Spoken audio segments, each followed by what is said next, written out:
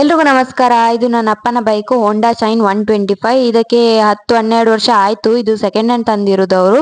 ಇವತ್ತು ಇದ್ರಲ್ಲಿ ನಾನು ಒಂದ್ ರೌಂಡ್ ಹೋಗ್ ಬರೋಣ ಅಂತ ಡಿಸೈಡ್ ಮಾಡಿದೀನಿ. ಇದ್ರದ್ದು ಮೀಟರ್ ಕೂಡ ಹೋಗಿದೆ, ಏನು ಕಾಣಿಸಲ್ಲ. ನ್ಯೂಟ್ರಲ್ ಅಂತ ಅಷ್ಟೇ ತೋರಿಸುತ್ತೆ, ಗೇರ್ಸ್ ಎಲ್ಲ ತೋರ್ಸಲ್ಲ, ಸ್ಪೀಡು ತೋರ್ಸಲ್ಲ. ಇವಾಗ ಮನೆ ಹತ್ರನೇ ಒಂದ್ ರೌಂಡ್ ಹೊಡ್ಕೊಂಡ್ ಬರೋಣ ಅಂತ ಹೇಳಿ ಹೊರಟೆ.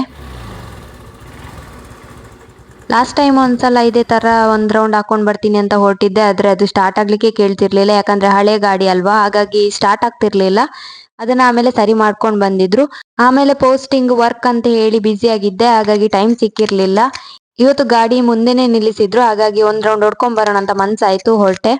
ವಿಡಿಯೋ ಮಾಡ್ಲಿಕ್ಕೂ ಯಾರು ಇರ್ಲಿಲ್ಲ. ಅಮ್ಮನನ್ನು ಕನ್ವಿನ್ಸ್ ಮಾಡಿ ಹೇಗೋ ಕರ್ಕೊಂಡ್ ಬಂದೆ. ಅವ್ರು ಬೇರೆ ಅಲ್ಲಿ ತನಕ ನಡಿಬೇಕಾ, ನೀನ್ ಹಿಂದಿಂದೆ ಬರ್ಬೇಕಾ, ಅಷ್ಟು ದೂರ ನಡಿಲಿಕ್ಕೆಲ್ಲ ನನ್ನಿಂದ ಆಗಲ್ಲ ಅಂತ ಹೇಳ್ತಿದ್ರು. ಆದ್ರೂ ನಾನು ಹೇಳ್ತಿದ್ದೆ, ನೀವು ನಿಂತಲ್ಲೇ ವಿಡಿಯೋ ಮಾಡಿ, ಎಷ್ಟಾಗುತ್ತೆ ಅಷ್ಟು ವಿಡಿಯೋ ಮಾಡಿ ಸಾಕು ಅಂತ ಹೇಳಿ ಕನ್ವಿನ್ಸ್ ಮಾಡಿ ಕರ್ಕೊಂಡ್ ಬಂದೆ.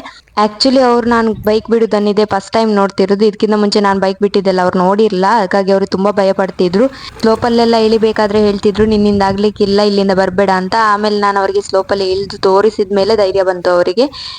ಸೊ ಇಲ್ಲಿಗೆ ಇವತ್ತಿನ ಬೈಕ್ ವಿಡಿಯೋ ಎಂಡ್ ಆಗ್ತಿದೆ. Thank you so much. ಮುಂದಿನ ವಿಡಿಯೋದಲ್ಲಿ ಸಿಗುವ. ಬಾಯ್ ಬಾಯ್.